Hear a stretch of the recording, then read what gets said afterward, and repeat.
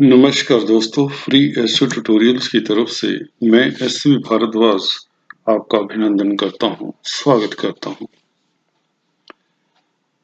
नमाज से कैरियर को फलित कैसे करें, यह वीडियो पहले भी एक बनाया था और इसके कुछ और वीडियो आपको बनाकर बताएंगे कि फलित ज्योतिष में नमाज का कितना गहरा रोल होता है और किस तरह से आप नमाज को स्टडी करें ताकि दशा अंतरदशा के साथ अगर आप नमाज को ठीक तरह से यूज करते हैं तो आपका फलित सही जाता है, बल्कि मैं ये कहूं कि वह 100% सही जा सकता है। साथ में D10 चार्ट भी इंपॉर्टेंट होता है कैरियर को फलित करने के लिए, पर नमाज अपने आप में एक प्रारूप तैयार कर देता है। 90% तक आप नमाज से देख सकते हैं कि व्यक्ति का कैरियर कहां तक पहुंचेगा, व्यक्ति किस लेवल का स्टेटस रखेगा। चलिए देखते हैं। यह एक बहुत बड़े इंसान की कुंडली है। इनके वृश्चिक लगन के होरोस्कोप में शनि लगन में है। शनि जहां पर बैठते हैं उनका अपना प्रभाव छोड़ते ही छोड़ते हैं अपना प्रभाव। मंगल हो, शनि हो, बृहस्पति हो, सूर्य है, ये ऐसे प्लेनेट हैं, इवन राहु केतु भी कम नहीं है। ये बड़े ग्रह जहां भी बैठते हैं इनका प्रभाव दिखता ही दिखता है। शनि मंगल का खासकर, क्योंकि इनकी 3 दृष्टियां होती हैं और बृहस्पति भी। शनि यहाँ पर फोर्थ लॉर्ड है। फोर्थ लॉर्ड का लगन में बैठना, व्यक्ति के पास प्रॉपर्टीज की कमी नहीं होगी। किसी भी होरोस्कोप में दोस्तों ये तो आम सा सूत्र है। फोर्थ लॉर्ड अगर लगन में बैठेगा तो व्यक्ति के पास प्रॉपर्टीज होंगी। किस लेवल की होंगी, अब ये शनि के स्ट्रेंथ के ऊपर बात रहेगी। चलिए इसी प्लेनेट की बात कर लेते हैं। पहले शनि देव नवमांश में आप देखते हैं शश योग बना रहे हैं अपनी राशि में, मकर राशि में बहुत अच्छा फल देते हैं शनि। तो फोर्थ लॉर्ड नवमांश में अपनी राशि में चला गया, वो भी केंद्र में। आपको बता दें D10 चार्ट में दशमाशा में शनि फिर से केंद्र में और मकर राशि में है। तो इससे प्रूफ हो जाता है व्यक्ति धनाढ्य होगा, व्यक्ति के पास अपार चल अचल संपत्ति होगी। ध्यान दीजिए, हालांकि शत्रु राशि में थे पर लगन पर थे, फोर्थ लॉर्ड थे और लग्नेश से दृष्ट हैं। जी हाँ दोस्तों, मंगल इनका लग्नाधिपति है और लगन को देख रहा है। ये ख्याति पाने का भी योग हो जाता है। जब भी लग्नेश लगन को देखे तो व्यक्ति फेमस होता है। इसके अलावा आप सन को देखें, 10th लॉर्ड एक्साल्टेड, परंतु छठे घर में है। आपको थोड़ी सी दुविधा होगी। इनके योग कारक सरीखे प्लैनेट बृहस्पति पंचमेश है और द्वितीयेश है। स्कॉर्पियो वृश्चिक लगन के लिए 10th हाउस में पंचम स्थान और द्वितीय स्थान के मालिक। सेकंड लॉर्ड का 10th हाउस में बैठना वैसे ही बहुत शुभ होता है दोस्तों, एक अपने आप में राजयोग होता है।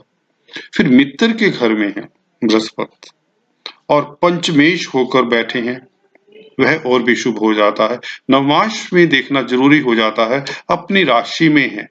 जी हाँ दोस्तों, यहाँ पर इतना ये इंपॉर्टेंट नहीं होता 6, 8, 12 में बैठे हैं कि नहीं। नवमांश में अगर अपनी राशि में हो तो प्लेनेट फिर भी काफी स्ट्रॉन्ग हो जाता है।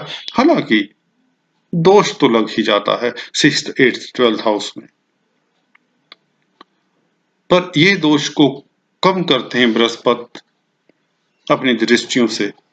इनकी नवम दृष्टि सूर्य के ऊपर पड़ रही है जो कि उच्च के हैं। तो सूर्य के साथ संबंध 10th लॉर्ड का और पंचमेश का और द्वितीयेश का संबंध जब हो जाए तो यह अतुलनीय राजयोग बन गया। वैसे भी बताता आया हूं अपने स्टूडेंट्स को, उपचय स्थान में गर्म ग्रह शुभ होते हैं।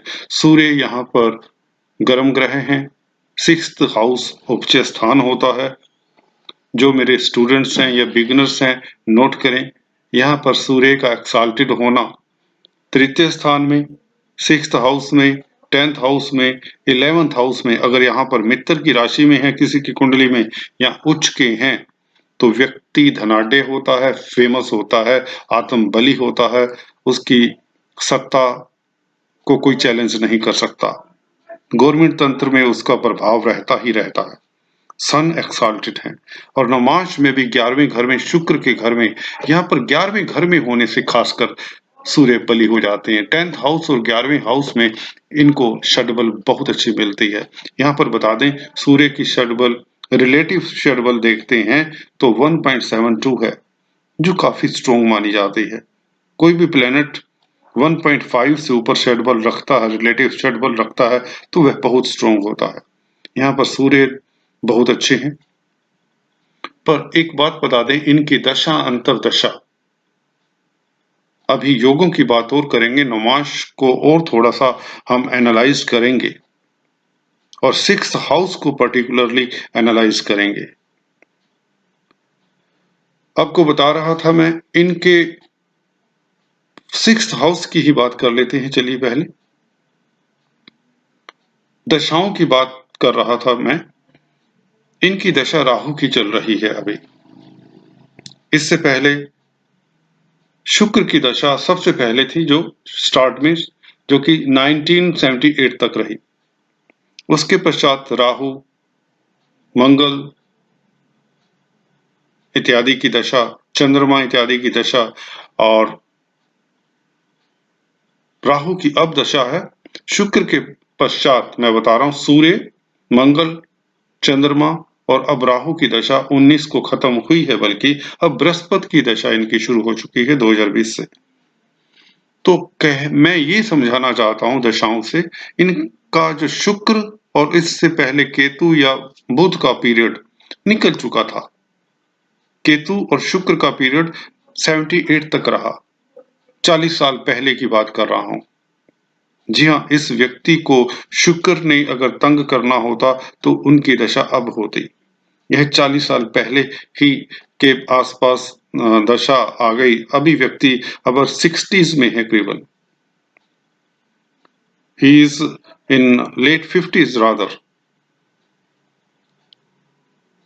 तो यंग एज में शुक्र की दशा आ गई, जो कि शुक्र मैं बता रहा हूं छठे घर में शुभ नहीं होते और शत्रु के साथ हैं, तो इसकी दशा ही नहीं आती।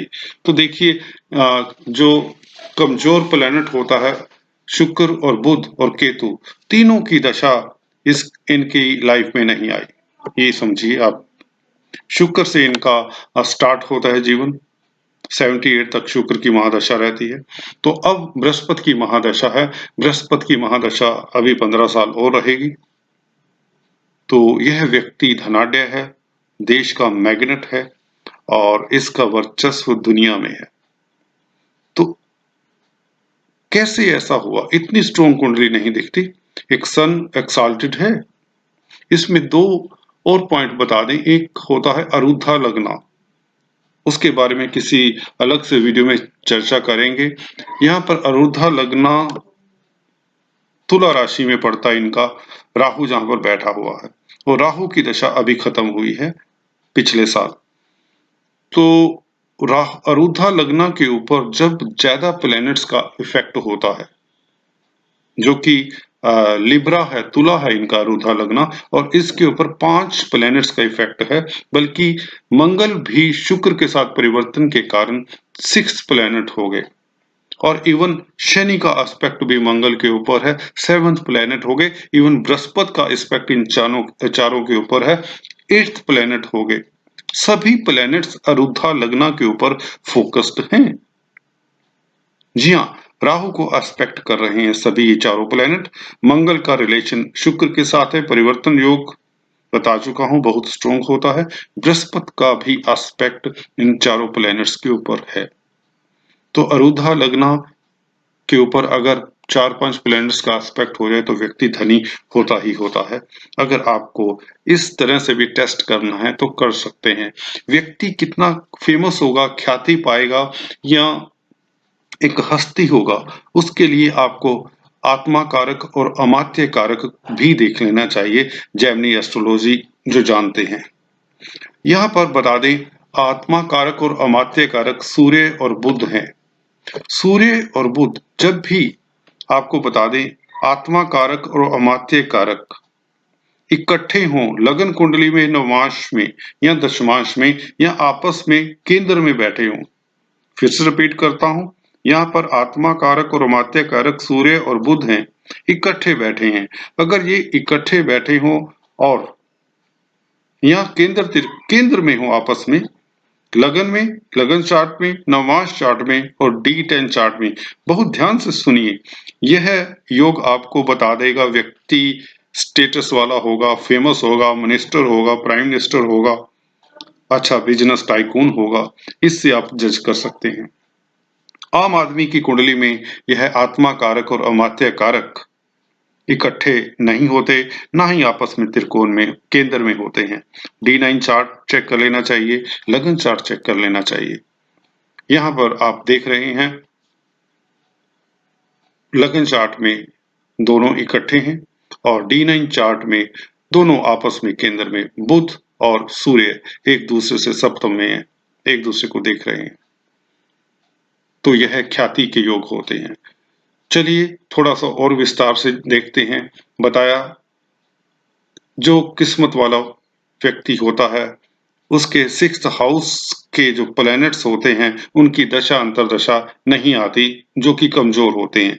यहाँ पर शुक्र और बुध और केतु यहाँ पर कमजोर बनाते हैं 6th हाउस को, और 6th हाउस में बैठे प्लैनेट अच्छा फल नहीं देते, तो इनकी दशा अंतरदशा नहीं आई।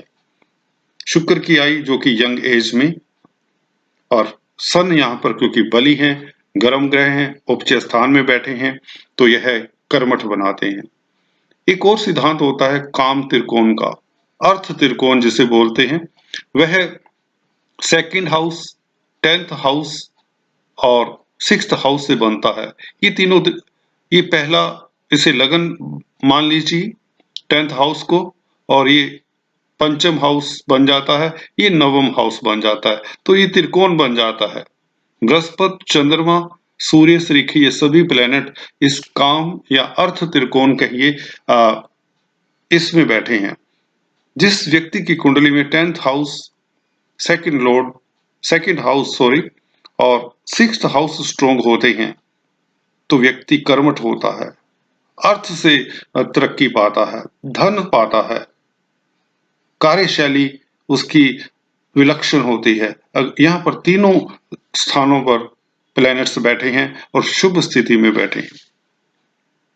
नवमांश में अगर आप देखते हैं मंगल, हालांकि बुध की राशि में आपको देखिएगा कमजोर, जी नहीं, नजर मारिए बुध, जी हाँ, मंगल की राशि में परिवर्तन योग, यहां भी मंगल यहाँ पर परिवर्तन योग में शुक्र के साथ थे।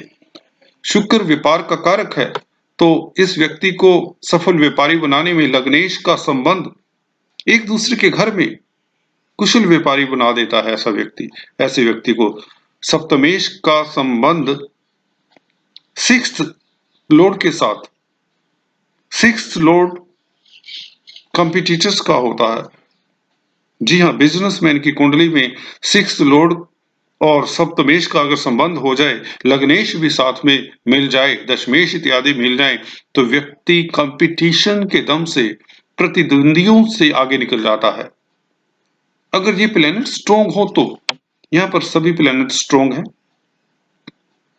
6th लॉर्ड शुक्र है, मंगल है, और लग्नेश भी है मंगल, और 7th लॉर्ड शुक्र हैं।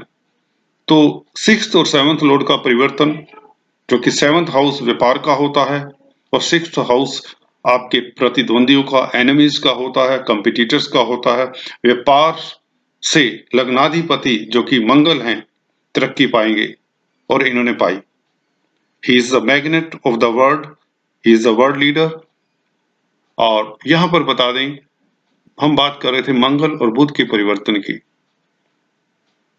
चंद्रमा, जी हां, भाग्य के मालिक D9 चार्ट में अपनी राशि में जा बैठे, इससे अच्छा और क्या योग हो सकता है। तो नवमांश में भी ऑलमोस्ट मंगल, बुध परिवर्तन के कारण स्ट्रोंग हो जाते हैं, बृहस्पति अपनी राशि में चले जाते हैं, शनि फोर्थ लॉर्ड प्रॉपर्टीज और सुख के मालिक अपने राशि में चले जाते हैं, भाग्य स्थान का मालिक अपनी राशि में चले जाता है। सूर्य शुक्र के घर में 11वें घर में वैसे ही स्ट्रोंग, लगन में इतने स्ट्रोंग हैं तो नवांश में भी यह 11वें घर में स्ट्रोंग हो जाते हैं। शुक्र ऑलवेज सूर्य हमेशा याद रखिए 10th और 11th हाउस में बहुत अच्छा फल देते हैं।